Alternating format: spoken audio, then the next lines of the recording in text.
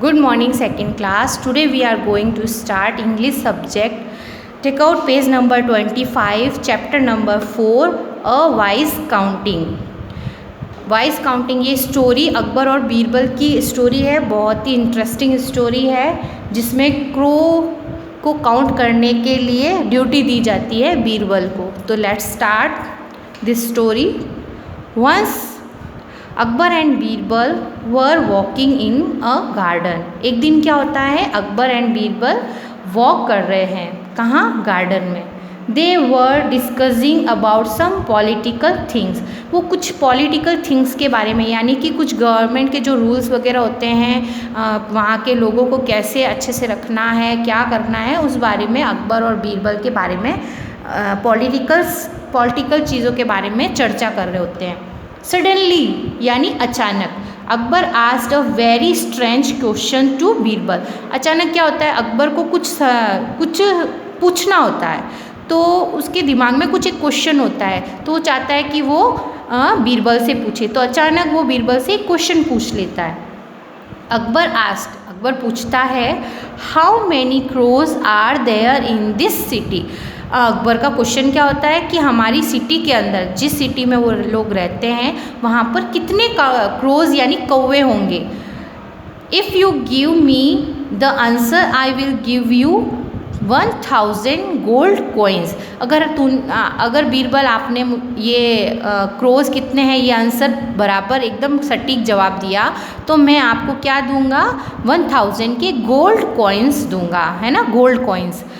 For a while, थोड़ी देर बाद में Birbal thought for an answer, और बीरबल ने आंसर भी सोच लिया था। Then he gave the answer, और उसने क्या आंसर दिया, my lord there are 40,889 crows.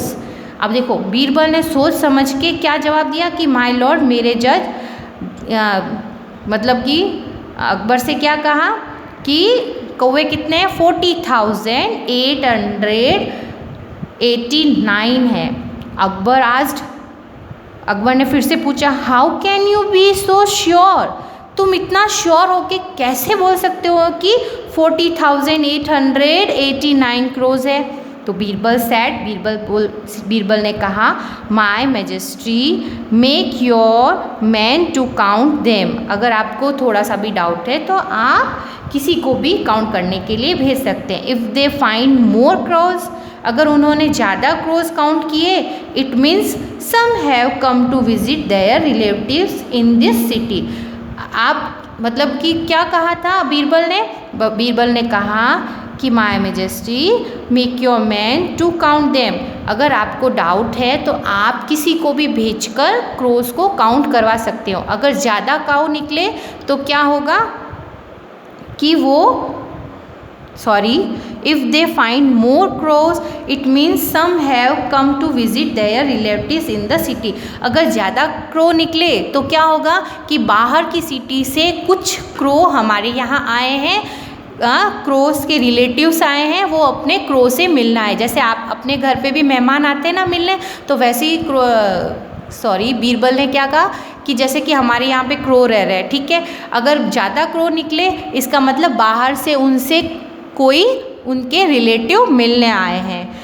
If they find less number of crows, अगर आपको कम क्रोज काउंट, अगर ये 40,889 से अगर कम क्रोज काउंट होते हैं, तो इसका मतलब ये है कि आधे जितने भी क्रोज थे वो बाहर की सिटी में अपने रिलेटिव से मिलने गए। समझ में आई ये लाइन?